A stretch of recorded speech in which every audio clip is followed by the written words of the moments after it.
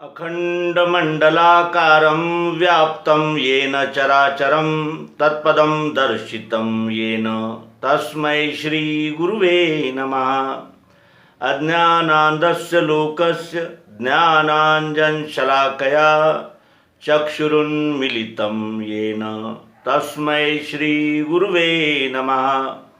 अध्यात्म विश्व विज्ञान यूट्यूब चैनल पर उपस्थित सभी प्रेमी पाठक, आचार्य, शेयरकर्ता, व्यूवर्स आदि सभी मित्रों का हार्दिक स्वागत समादर करते हैं।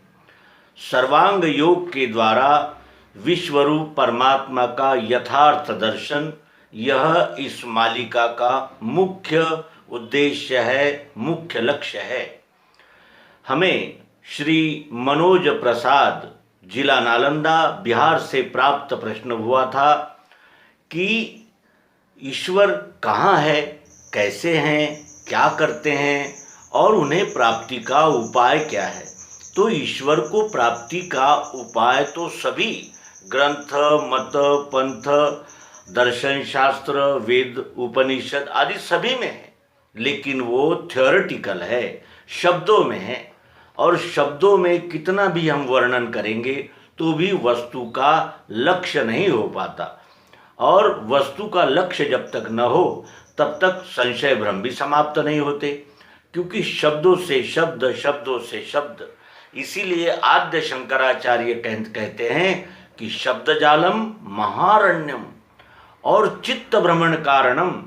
शब्द जाल इतना महारण्य है कि वहाँ चित्त को भ्रमण करना ही और चित्त को भ्रमित करना ही उसका यानी परिणाम निकलता है।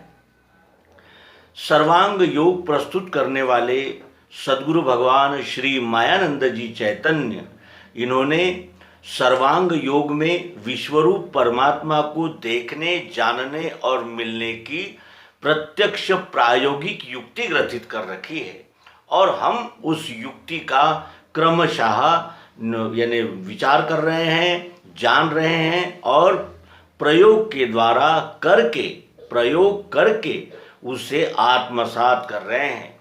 और हिये में बोध होते ही मुक्ति है ब्रह्मजाल से। हृदय में हमारे जब इस युक्ति को यानी स्थान मिलता है, तब हमारे सभी संशय भ्रम और सभी प्रकार की मानिंदियाँ, अंधविश्वास, अंधानुकरण ये समाप्त हो जाते हैं। और इसी बात को यानी गोस्वामी तुलसीदास जी भी कहते हैं कि हरि व्यापक सर्वत्र समाना, प्रेम से प्रकट हो ही मैं जाना। और जब तक हम प्रेम से किसी वस्तु को नहीं चाहते तब तक वो प्रकट भी नहीं होती। उसी तरह हम सब जिज्ञासु मुमुक्षुओं की आर्त पुकार सुनकर सद्गुरु भगवान श्री मायानंद जी चैतन्य, इन्होंने अमरकंटक की कपिल गुफा में महान चिंतन मनन करके इस युक्ति को प्रस्तुत किया, और वो आज हम सबके हृदय में एक ऐसी शीतलता प्रसारित कर रही है, जिस शीतलता को प्राप्त करके ये जन्म जन्मांतर तक भटकता हुआ जीव, अहंकार में पागल हुआ, ये जिसे कहते हैं कि ये अहंकार, इसे यहाँ शांति मिलती है, आनंद मिलता है, प्रसन्नता मिलती है। हमने गत अंक में देखा था कि स्वरूप वस्तु का देखो, देखा सो अक्षर जानना, भरी है मध्य में इसके अक्षर ब्रह्म मिठास वो। स्वरूप वस्तु का देखो, वस्तु का स्वरूप देखो, देखा सो अक्षर जानना। अक्षर कहते हैं परिवर्तन होने वाले भाव को। भरी है मध्य में इसके अक्षर ब्रह्म मिठास वो। और नाम शक्कर जो है वो पुरुषोत्तम भाव है। ये त्रिपुटी है। तो इस त्रिपुटी को अब सद्गुरु विस्तार पूर्वक हम मुमुक्षुओं को दे रहे हैं। आइए हम भी ग्रहण करें। अब ये ध्यान में बैठे संपूर्ण इस हेतु से जो पूर्व में कहा गया है, इसी बात को ध्यान में बिठाने के लिए सद्गुरु विस्तृत वर्णन कर रहे हैं। और मुमुक्षु का भी प्रश्न था कि ध्यान में बैठता नहीं। मैंने श्रुति स्मृति शास्त्र पुराण आदि है पढ़े, यथा विधान उनके कर्मों को करके रखा, तो भी चंचलता मेरे मन की मिटती नहीं, समाधान नहीं स्थायी। और समाधान क्यों नहीं स्थायी? क्योंकि उसने तो सभी ग्रंथ पढ़ लिए थे, श्रुति स्मृति वेद पुराण सब कुछ उसने पढ़ लिए, लेकिन फिर भी उसके मन की चंचलता नहीं मिटती और ये बात ध्यान में नहीं बैठती। तो क्यों नहीं बैठती? इसलिए नहीं बैठती कि सिद्धांत का प्रैक्टिकल डेमोन्स्ट्रेशन, सिद्धांत का यथार्थ प्रत्यक्ष प्रायोगिक ज्ञान विज्ञान उससे नहीं मिला था। और वही ज्ञान विज्ञान प्राप्त करने के लिए सर्वांग योग उपस्थित हुआ है। अब ये ध्यान में बैठे इस हेतु से आदि में क्षर का भाव देखना निज बुद्धि से। और ये क्षर क्या है, इसके विषय में श्रीमद् भगवद गीता कहती है कि पृथ्वी जल अग्नि वायु आकाश मन धी और अहंकार, यही मेरे प्रकृति के अष्टांग है। तो ये अष्टांग इस पिंड में कैसे है और ब्रह्मांड में कैसे है, इसका खुलासा अब हम पाठ कर यानी देखेंगे और जानेंगे। तो अब ये ध्यान में बैठे संपूर्ण इस हेतु से आदि में क्षर का भाव देखना निज बुद्धि से। सर्वप्रथम क्षर का भाव अपनी बुद्धि से देखना है। अब तक हमने ग्रंथकर्ता मत पंथ संप्रदाय का प्रसारण और प्रचार करने वाले व्यक्तियों की नज़र से देखा था, उनकी बुद्धि से जाना था। अब यहाँ सद्गुरु आह्वान कर रहे हैं कि ये अपनी निज बुद्धि से देखना है, अपने आप की बुद्धि से देखना है, किसी दूसरे की बुद्धि से नहीं। क्यों? क्योंकि ये अकाट्य सिद्धांत है, प्रत्यक्षम किम प्रमाणम, प्रत्यक्ष के लिए प्रमाण की आवश्यकता नहीं होती। अब दिखेंगे इसमें भाव 8 भिन्न प्रकार के, ये रूपांतर पाते हैं चक्राकार सदैव ही।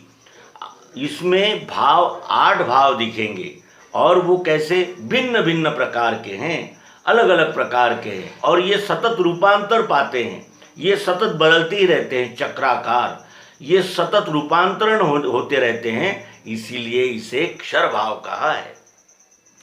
अब इसको मैंने स्पष्ट रूप से जानने के लिए अब इस वस्तु पर प्रयोग करेंगे। अपनी आंखों से देखो दिखता है पदार्थ, ये अपनी आंखों से देखो, अपनी आंखों से देखो, ये पदार्थ दिखता है, ये पदार्थ दिखता है।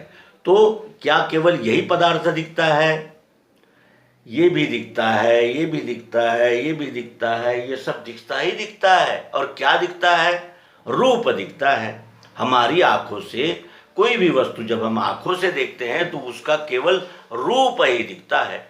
और ऐसे ही विश्व में सारे रूप का दिखना भरा, इसी प्रकार इस संपूर्ण विश्व में रूप ही रूप दिखता है। तो रूप कब दिखता है? जब हमारी आँखों में प्रकाश होता है। आँखों में अगर जाला फुली इस प्रकार के विकार है तो हमें वस्तु का रूप नहीं दिखता, और जब तक प्रकाश न हो तब तक हमें रूप नहीं दिखता। यानी प्रकाश के अभाव में रूप नहीं दिखता, अर्थात प्रकाश में देखने से ही रूप दिखता है। तो प्रकाश किसका स्वरूप है? प्रकाश अग्नि का स्वरूप है। और अग्नि आँखों में प्रज्वलित है और बाहर भी उसको अग्नि का यानी तेज का प्रकाश का सहारा मिलता है, तब रूप दिखता है। ये पहला तत्व है। जैसे अग्नि से आंखें बनी हुई है और आंखों से रूप दिखता है, तो रूप संपूर्ण विश्व में दिखता है। जहाँ भी हम देखेंगे हमें रूप दिखता है। अब रूप के प्रकार है, कहीं सफ़ेद है, कहीं काला है, कहीं नीला है, ये रूप के प्रकार है, लेकिन आंखों से रूप ही दिखता है। इसे हाथ लगा देखो आता है स्पर्श ध्यान में, इसे हाथ लगा कर देखो, स्पर्श ध्यान में आता है। इसे हाथ लगा देखो, इसे हाथ लगा देखो, इसे हाथ लगा देखो, जहाँ जहाँ हम हाथों से स्पर्श करेंगे हमें त्वचा से स्पर्श का अनुभव आता है।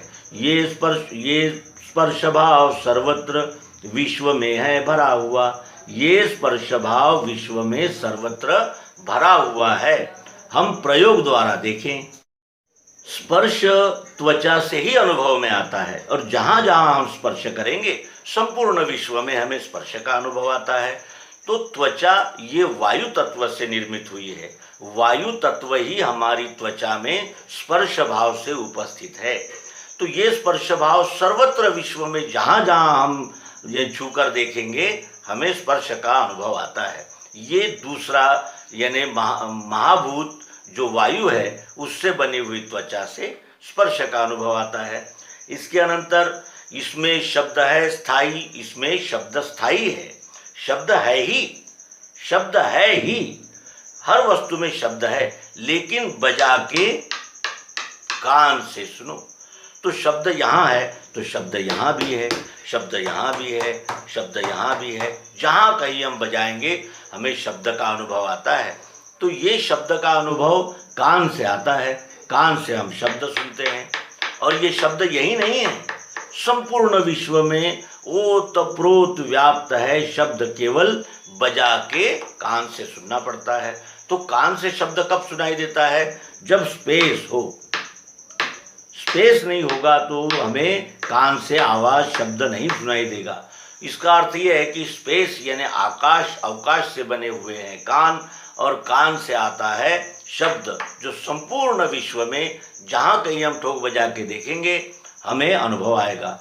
खटखट, ठन ठन, फट फट ये उसके प्रकार हो सकते हैं, लेकिन कानों से आएगा शब्द ही। और जब तक अवकाश नहीं होगा तब तक शब्द हमें सुनाई नहीं देगा।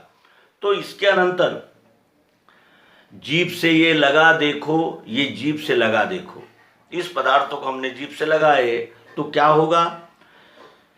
वस्तु में कुछ स्वाद है, इसमें कुछ स्वाद है, इसमें कुछ स्वाद है। जहाँ जहाँ हम जीभ लगाएंगे हमें स्वाद का अनुभव आएगा।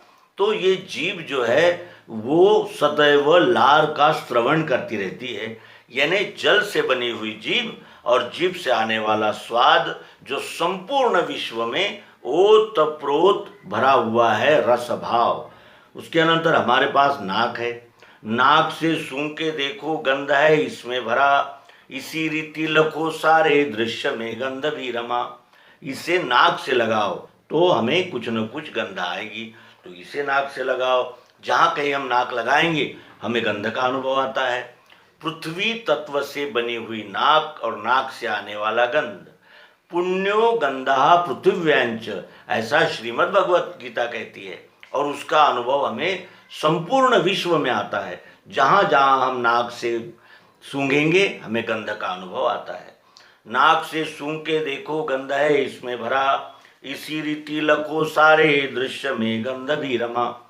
इस प्रकार हमने पृथ्वी, जल, अग्नि, वायु, आकाश, इनसे बने हुए शब्द, स्पर्श, रूप, रस, गंध, इन पंच तन्मात्राओं का अनुभव लिया। यहाँ लो 5 तत्वों का सूक्ष्म भेद लखा दिया। सद्गुरु ने कहा था कि दिखेंगे इसमें भाव 8 भिन्न प्रकार के, ये रूपांतर पाते हैं चक्राकार सदैव ही। तो यहाँ इस वस्तु में शब्द भी है, स्पर्श भी है, रूप भी है, रस भी है, गंध भी है। इस प्रकार यहाँ लो 5 तत्वों का सूक्ष्म भेद लखा दिया। इसी में 5 का ब्यौरा पंचीकरण आ चुका। इसी में 5 यानी पंच महाभूतों से बने हुए पंच तत्वों का ब्यौरा है और इसी में पंचीकरण है। 5 महाभूतों से 25 प्रकार के पदार्थ बनते हैं जिसे पंचीकरण कहते हैं। और ये पंचीकरण यानी इस वस्तु से ही बने हुए हमारे शरीर के विविध घटक हैं, जिसके विषय में हम स्वतंत्र एपिसोड में आपको बताएंगे। तो आगे क्या चलते हैं तो रचना शब्द की सारी 5 को बतला रही। इन 5 यानी विषयों के 5 तत्वों की रचना शब्द से बताई जा सकती है। इसमें रूप है, इसमें गंध है, इसमें रस है, इसमें स्पर्श है, इसमें शब्द है। ये सब शब्दों से बताया जा सकता है। लेकिन इसमें 3 गुण हैं, गुण है इनके आगे। वे तीनों कैसे हैं? सूक्ष्म रूप है। इसी वस्तु में है वो 3 गुण, लेकिन कैसे है? सूक्ष्म है। वो बाहरी आंखों से नहीं दिख सकते। बाहरी त्वचा से इसमें स्पर्श दिख सकता है, लेकिन इसमें भरे हुए 3 गुण जो है वो नहीं दिख सकते। तो वो कब दिखते हैं? वो मन से दिखते हैं, और मन भी सूक्ष्म है। सूक्ष्म को देखने के लिए सूक्ष्म साधन की आवश्यकता पड़ती है। और हमारे पास इन 3 गुणों को जानने के लिए सूक्ष्म साधन मन उपस्थित है। गुण है इनके आगे वे तीनों सूक्ष्म रूप है, पांचों ज्ञानेंद्रियों से वे दिखने के नहीं कभी। जानेगा मन वे तीनों और उनके स्वधर्म को, ये इन 3 गुणों को मन ही जानेगा और उनके स्वधर्म को यानी उन गुणों के यानी लक्षणों को केवल मन ही जान सकता है। तो यहाँ क्षर भाव स्थित पंचीकरणानुभव योग नामक सर्वांग योग का 4था अध्याय संपूर्ण हुआ। इस अध्याय में हमने पंचीकरण को जाना। 5 प्रकार के जो महाभूत है, पृथ्वी जल अग्नि वायु आकाश, इनसे बने हुए शब्द स्पर्श रूप रस गंध, इनका अनुभव हमने आँख, कान, नाक, त्वचा और जीभ, इन पंच ज्ञानेंद्रियों से लिया। तो ये क्षर भाव है और क्षर भाव में ये केवल पंचीकरण है। अब जो सद्गुरु ने कहा था कि सूक्ष्म मन से ही इसमें के सूक्ष्म भरे हुए 3 गुणों को जाना जा सकता है, तो इसके विषय में भगवान श्री कृष्ण जी कहते हैं कि ये 3 गुण हैं और ये 3 गुणों से ही सबका स्वभाव बना हुआ है। और स्वभाव 3 गुणों से 4 प्रकार का स्वभाव बनता है, ये भी हम आगे देखेंगे। अब इसमें इस वस्तु में व्याप्त गुणों का हम अनुभव करेंगे जो मन से हमें आएगा। घी के साथ मिला देखो वस्तु में गुण सत्व है। इसी वस्तु को हमने पीस के घी के साथ सेवन किया तो हमें कैसा अनुभव आएगा? घी के साथ मिला देखो वस्तु में गुण सत्व है, संपूर्ण विश्व में भी है ऐसे ही ये भरा हुआ। यदि इस वस्तु को हमने पीस कर घी के साथ सेवन किया तो खाते समय बड़ा आनंद आता है, और जब ये मिश्री और घी का मिश्रण हमारे पेट में जाता है तो हमारा दाह, हमारी उष्णता, हमारे पेट में जो गर्मी है वो शांत हो जाती है। यानी उपयोग में भी अच्छा और परिणाम में भी अच्छा। इसे शास्त्रीय भाषा में सत्वगुण कहते हैं। तो ये सत्वगुण क्या इस वस्तु में ही है? जब भी हम किसी से अच्छी बातें करते हैं तो हमें परिणाम स्वरूप भी उधर से अच्छा ही प्रतिक्रिया प्राप्त होती है। ये क्या है? ये सत्वगुण है। उपयोग से परिणाम तक और परिणाम से उपयोग तक अच्छा ही अच्छा अनुभव आना, ये सत्वगुण कहलाता है। उसके अनंतर जल के साथ पीने से वस्तु में गुण है रजो। इसे हमने पीस कर जल के साथ सेवन किया तो शरबत ठंडा और मीठा अच्छा लगा। फिर हमने 1-2 ग्लास और पिए, प्यास लगी थी तो, और पेट में जाने के बाद फिर क्या हुआ तो ये विभक्त हो गए। जल सर में चढ़ गया तो सर्दी जुकाम हो गई, और ये जो शक्कर थी वो पेट में गई तो वहाँ उसने दाह निर्माण किया। उपयोग में अच्छा और परिणाम में बुरा, ये अच्छा बुरा मिश्रित अनुभव रजोगुण कहलाता है। तो क्या ये रजोगुण यही है? ऐसे अनेक समय हमें अनुभव आता है कि उपयोग में तो अच्छी लगती है वस्तु लेकिन परिणाम में बुरी रहती है, और कभी परिणाम में अच्छी रहती है तो उपयोग में बुरी रहती है।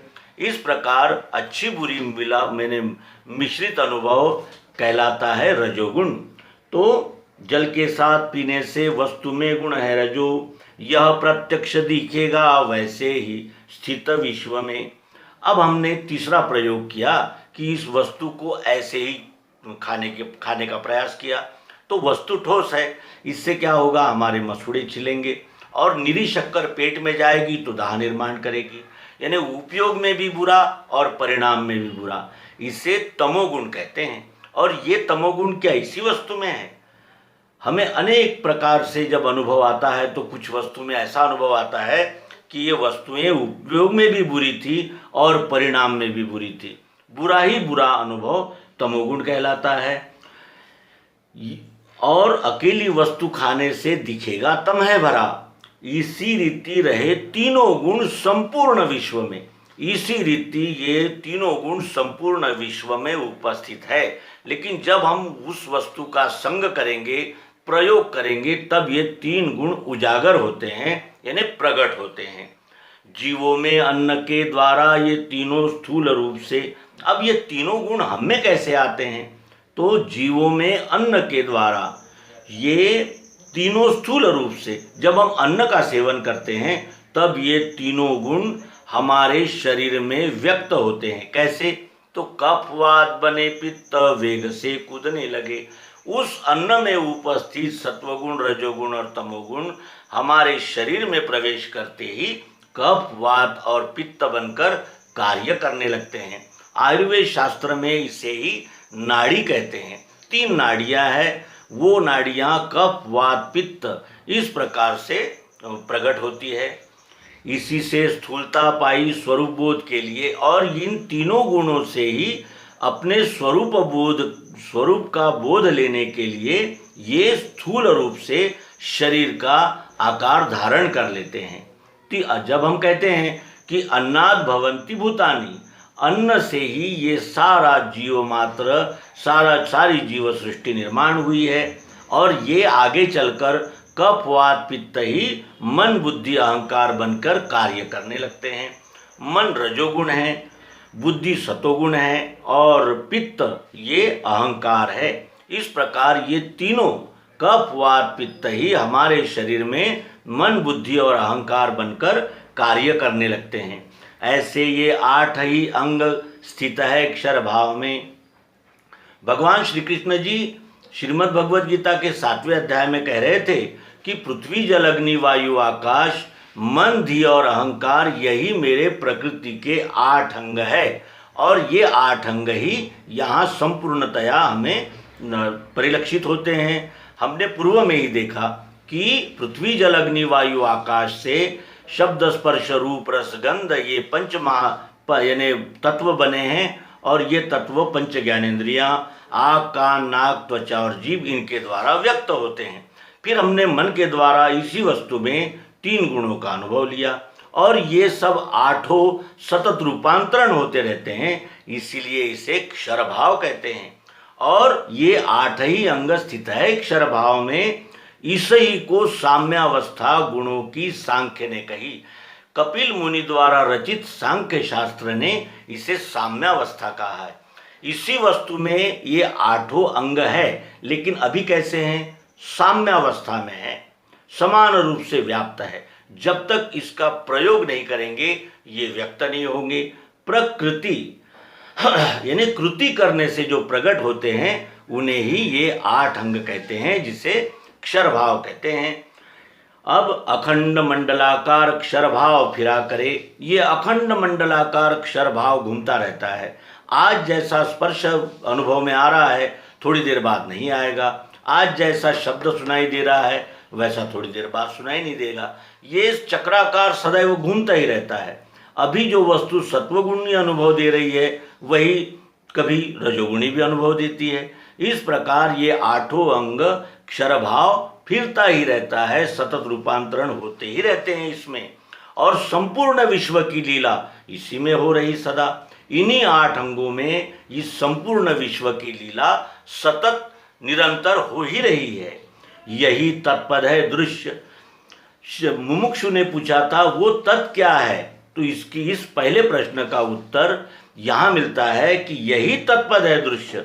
ये क्षर भाव ही दृश्य हो रहा है। तत्पद इसे कहा जाता है शास्त्रीय भाषा में, क्योंकि मुमुक्षु ने पूछा था तत् क्या है, त्वम क्या है और असि क्या है, तो ये पहले पद का उत्तर यहाँ मिल गया कि ये क्षर भाव ही तत् है, और ये विराट नाम से ये विराट है, क्योंकि संपूर्ण विश्व में ये 8 मेरे निरंतर अनुभव में आते हैं और व्याप्त है, सबों को दिखता है। ये 8 अंग सबको दिखते हैं, प्रत्यक्ष है, अनुभव में आते हैं, लेकिन जानते नहीं। जब तक हमें जानकारी देने वाले सद्गुरु का सहवास नहीं मिलता तब तक ये 8 अंग हमें स्पष्ट रूप से दिखने नहीं लगते। दिखते तो है लेकिन हम जानते नहीं, क्योंकि उसका हमें बोध नहीं था। और यहाँ सद्गुरु ने क्षर भाव का हमें संपूर्णतया बोध करा दिया। यहाँ सर्वांग योग का क्षर विराट दर्शन योग नामक अध्याय 5वां संपूर्ण हुआ। अब तत् का हमें यहाँ अनुभव हुआ।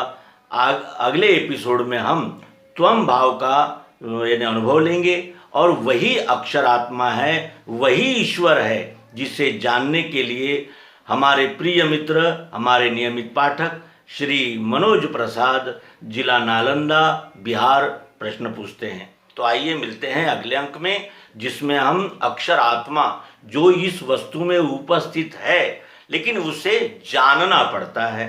हमने इंद्रियों और मन से देखा, अब बुद्धि से जानेंगे अक्षर आत्मा जो सर्वत्र ओतप्रोत व्याप्त उपस्थित है। तो मित्रों, आपसे अनुरोध है कि आप भी कोई भी वस्तु, कागज का टुकड़ा, प्लास्टिक का टुकड़ा, कांच का टुकड़ा अपने सम्मुख रखें और स्वयं प्रयोग करके इस अक्षर भाव का अनुभव लेंगे। इसी आशा और विश्वास के साथ नर्मदे हर सद्गुरु भगवान की जय।